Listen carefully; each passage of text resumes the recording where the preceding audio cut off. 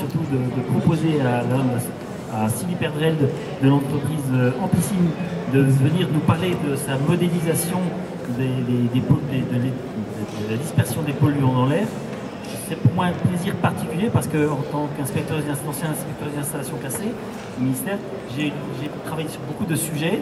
J'ai pu appréhender la sensibilité, l'importance de ces modélisations qui souvent sont une boîte noire de la part de l'inspecteur, et avoir un outil qui nous explique mieux comment ça fonctionne et qui est plus facile d'utiliser, bah, c'est une vraie gageure.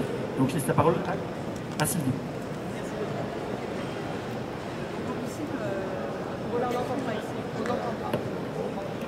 Comme ça, c'est mieux.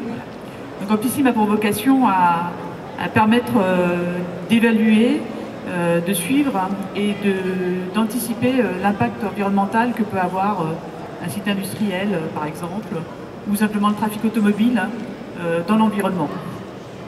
Donc ça a été créé par Olivier, qui est mon associé, qui n'est pas là malheureusement aujourd'hui, et moi-même.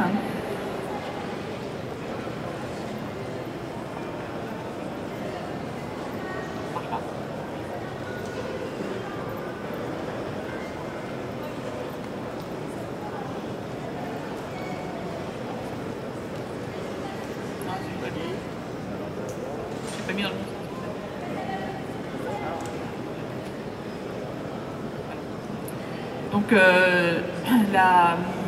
qu'est-ce qu'on propose en fait? C'est quoi l'objet? En fait, la qualité de l'air, ça concerne tout le monde. Hein. C'est 48 000 morts prématurés, comme l'a tweeté notre président très récemment. C'est pas forcément visible. L'air qu'on respire, la pollution, on la ressent pas forcément. Elle peut se traduire non seulement dans l'air, mais aussi dans les sols. Les polluants qui sont dans les sols, ils vont se déposer. Ils vont éventuellement rentrer dans la chaîne alimentaire et ils vont générer des cancers prématurés suivant les polluants qui vont être transmis dans la nature.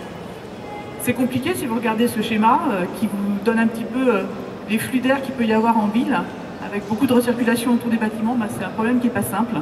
Ça demande plusieurs types de modélisation qui doivent à chaque fois être adaptés au cas qu'on doit traiter. Donc comment on fait ça? Ben, nous, on a décidé de rendre la modélisation simple pour les utilisateurs finaux qui en ont besoin. Donc, les utilisateurs finaux, c'est qui? C'est les bureaux d'études qui font les études d'impact pour les industriels, donc les études d'impact réglementaires. Ce sont les collectivités locales qui ont besoin de savoir quel est l'impact du trafic en ville, par exemple. Est-ce que les mesures d'alternance basées sur les immatriculations, est-ce que c'est efficace, est-ce que c'est pas efficace? Et ce sont les industriels qui peuvent avoir des problèmes de plainte des riverains, par exemple, qui ont besoin de suivre au jour le jour leur installation. Donc on a un service web qui est dédié donc à tous ces gens-là et qui doit permettre de mettre en place leur simulation. Et ce qu'il a d'original, ce service web, c'est qu'il vous permet de fonctionner n'importe où. Vous avez plusieurs modèles.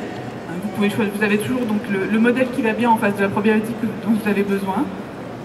Vous n'avez pas de temps perdu à aller chercher les données qui sont nécessaires à faire le calcul. Vous avez besoin du relief, vous avez besoin de l'occupation des sols, vous avez besoin des données météorologiques. La seule chose qu'on ne peut pas vous fournir, c'est les données d'émissions, et encore, parce que c'est du trafic. Il y a des modèles qui existent pour estimer les émissions des véhicules. Et tout ça, généralement, bah, ça demande beaucoup de travail d'aller, parce que ce sont des interlocuteurs qui sont différents. Suivant le pays où vous allez aller, bah, vous n'aurez pas à disposition ces données-là.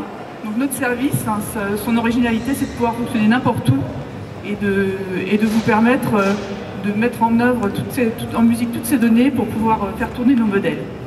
Toutes les données sont toujours présentées et disponibles, géoréférencées sur des fonds de cartes type Google Maps, ce qui fait que vous savez toujours où vous êtes et vous savez toujours ce que vous allez obtenir. Donc ce que vous voyez ici par exemple, c'est le lac d'Annecy, c'est pas très loin d'ici. Donc on voit ici un cas sur l'incinérateur d'Annecy qui est un cas d'école. Il n'y a pas de, c'est vraiment des émissions qui sont parfaitement théoriques, et donc on peut se rendre compte directement des zones impactées.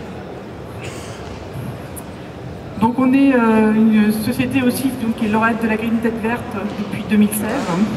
On est avec QB à Guranov. On a bénéficié du support de Prace pour faire de la modélisation en calcul intensif, parce que tous les calculs que vous avez vus, ça suppose effectivement d'avoir de grosses ressources de calcul pour fonctionner.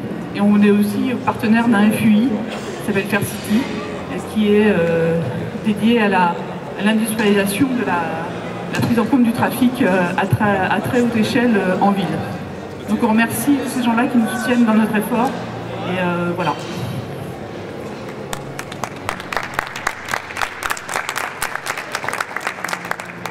Merci Sylvie. Il y a des questions dans l'assistance? Vous avez des questions? Voilà. Je vous prie. Bonjour.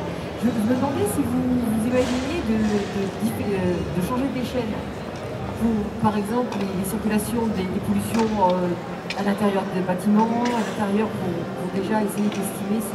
Il y a des recherches qui sont faites sur pas la ventilation, tout ce qui est ventilation naturelle, artificielle, donc sur ces mouvements de fluide dans des espaces plus restreints. Alors aujourd'hui, on n'a pas mis en œuvre ce genre d'outils effectivement de qualité de l'air à l'intérieur des locaux. C'est quelque chose qui est assez complexe.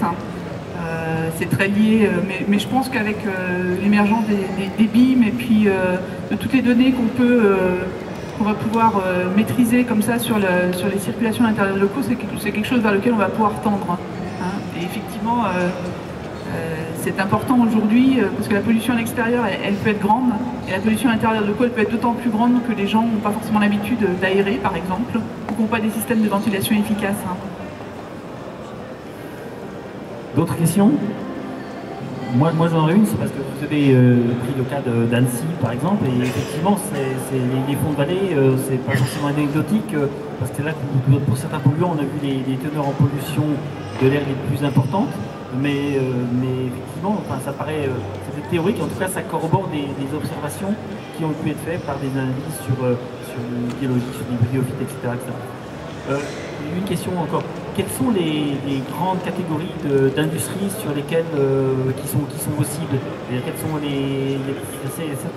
certaines typologies d'industries sur lesquelles vous souhaitez travailler plus particulièrement? Alors il y a les industries par exemple qui sont tout ce qui est forcément incinérateur, tout ce qui a des fours chauds, des cimenteries, etc. Ce sont des gens effectivement qui peuvent avoir des problèmes de pollution importants. Il y a aussi tout ce qui concerne les odeurs. Hein. Les odeurs, c'est une vraie gêne pour les riverains. Hein, et donc c'est une cible pour nous parce que ce sont des gens qui ont besoin de communiquer. Et c'est vrai qu'un outil web, c'est quand même la meilleure chose pour pouvoir communiquer avec les gens autour de soi. Et puis il y a tout... ce qu'on espère aussi, c'est pouvoir attaquer le marché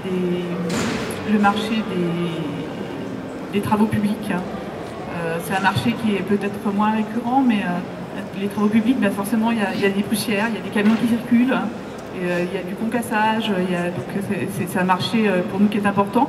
Et le marché, par exemple, des carrières aussi, puisque là, les émissions de poussière, elles sont là. Un peu plus visibles peut-être en termes de polluants que les polluants dans l'air qu'on ne voit pas, mais c'est aussi un marché important pour nous. Ok, merci.